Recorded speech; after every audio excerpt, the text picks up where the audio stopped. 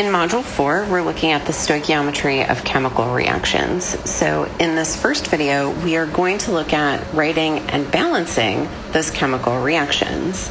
So the way that I like to present writing and balancing chemistry equations is to think about it like writing a chemistry sentence. So we communicate chemical reactions by writing these equations, and in order for them to be complete sentences, they have to be balanced. So we are going to look at this example equation, which is 2H2 with this little parentheses G, and then plus O2, same thing, an arrow, and 2H2O, and with an L. Okay, so the pieces that you'll see here, first, everything that's on the left-hand side, these are the reactants. You may also hear people call this starting material, because it's the things that you start with when you run a reaction.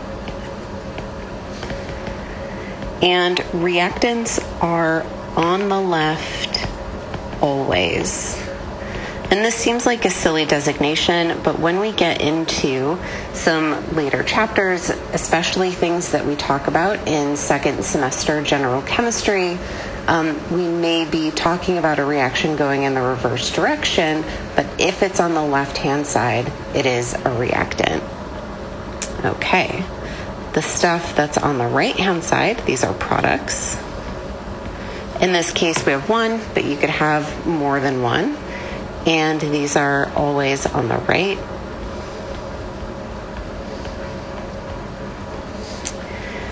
The third piece that I'm going to look at, third piece, are these coefficients. So I've got a 2 in front of my H2. I have nothing in front of the oxygen, but just like if this were algebra, this is an implied 1. And a 2 in front of the H2O. These coefficients give the relative amounts in moles.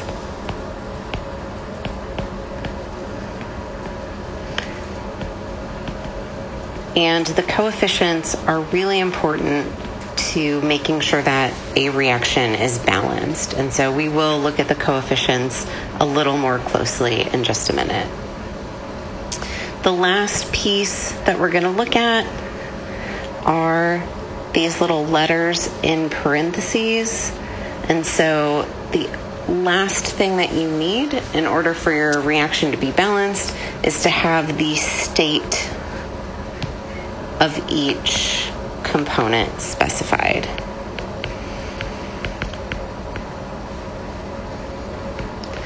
So you're probably not surprised to learn that the G means gas.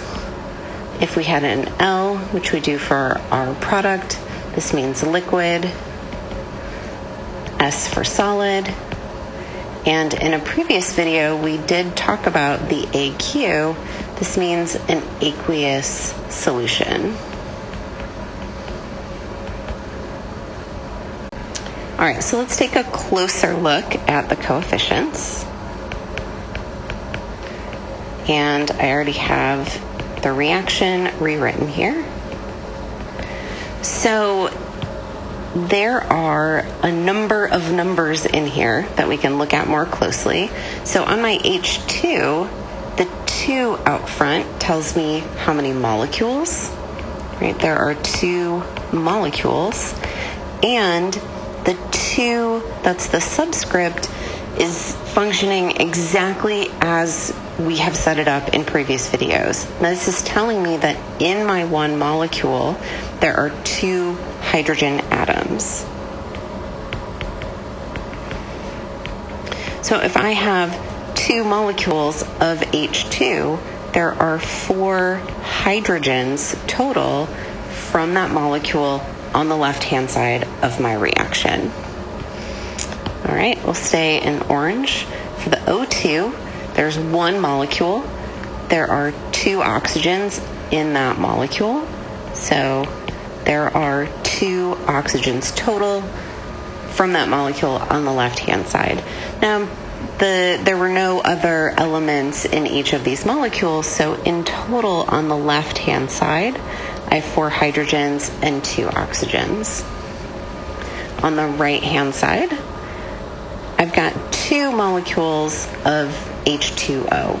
So 2, and then each one has 2 hydrogens. So I have 4 hydrogens, and then 2 molecules, each one has 1 oxygen. So I have 2 oxygens total. And on the left-hand side, I have 4 hydrogens. On the right-hand side, I have 4 hydrogens. On the left, 2 oxygens. On the right, 2 oxygens. This is what it means for a reaction to be balanced.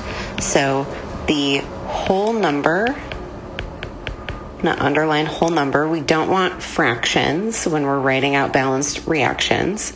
Coefficients, we'll say, as a reminder, please, no fractions. Ensure it is balanced.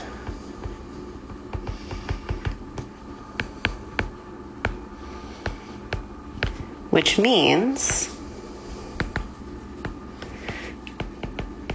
it has the same number of atoms of each type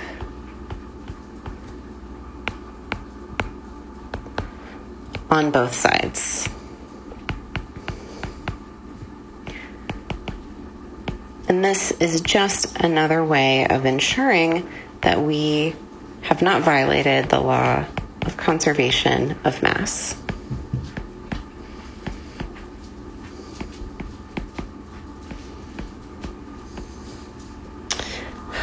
Okay, so I want to do one practice problem. So I'm going to get this written out and then come back.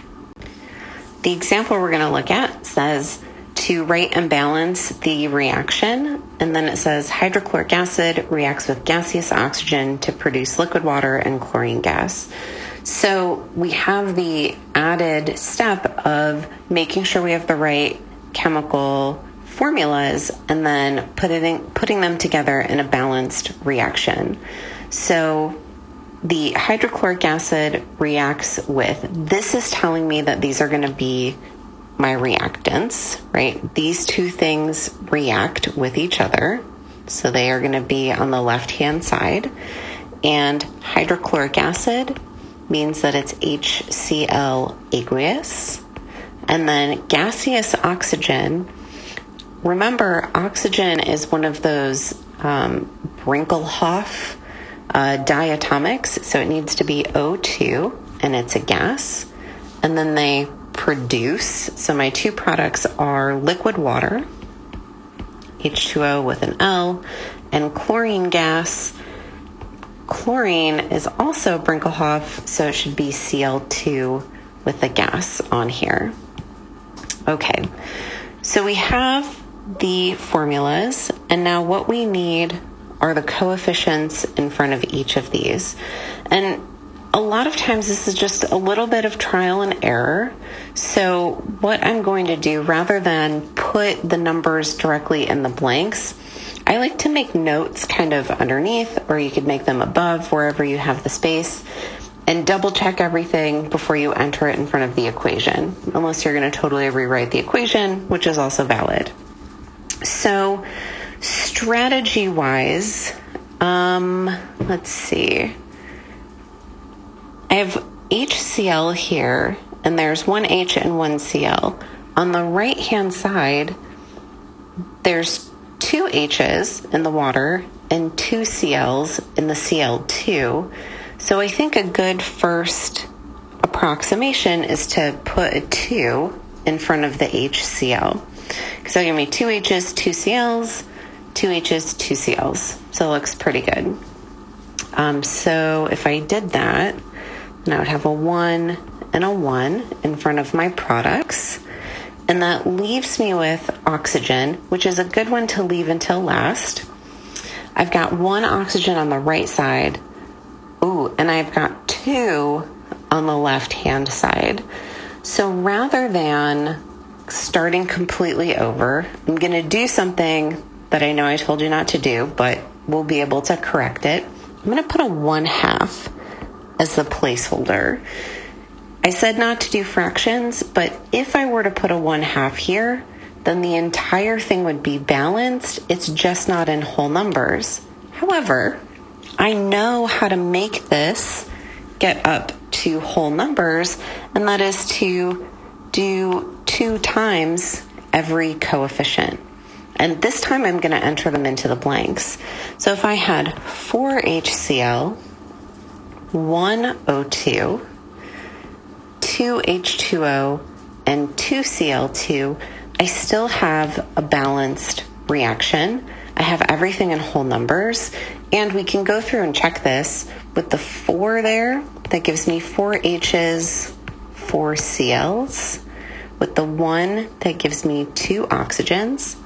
And on the right, with the 2, that's 4 hydrogens, 2 oxygens, and then 2 Cl2s is 4 Cl's. So my reaction is balanced when my coefficients are 4, 1, 2, and 2. There's one special type of reaction that I want to address explicitly, and that is a combustion reaction. These are notoriously notoriously persnickety to balance, and this is because they are a special type of reaction that involves the transfer of electrons. However, even though we're going to talk about a special way to balance those in a later video, combustion reactions, as long as you balance things in the right order, you won't end up getting frustrated over your reaction balancing. So the thing about combustion reactions, it is a reaction with O2 gas to produce carbon dioxide gas and H2O gas. And this is something that I want you to know. So if I tell you that a molecule is being combusted, as long as that molecule only has carbon and hydrogen and oxygen in it, you will only get these products, and I want you to be able to write the reaction, and then with what we're going to do in a minute, balance it. So I said it's persnickety, but as long as you balance in this order, you will be golden. So the order to balance is carbon first, then hydrogen, then oxygen. All right, so let's do this with examples. So we're going to look at the combustion of C5H12 gas first. So I tell you that C5H12 gas is being combusted, and so you now know that this means, okay, I have to react it with O2 gas. My products are CO2 and H2O. And if I'm going to balance this in order, carbon first. On the left, I have 5 carbons. On the right, if I put a 5 in front of the CO2, that will give me 5 carbons on the right. Then hydrogen, I have 12 on the left.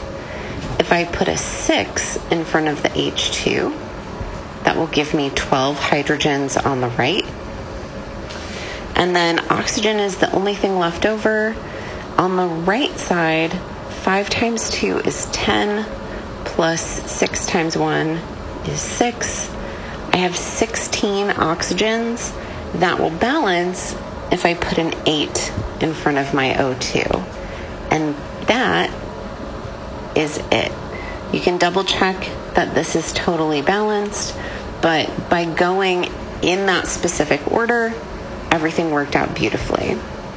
All right, let's do one more example where it's just slightly more complicated, but we're not going to change the order in which we do things. This is going to be the combustion of C6H12O6, and it is a solid.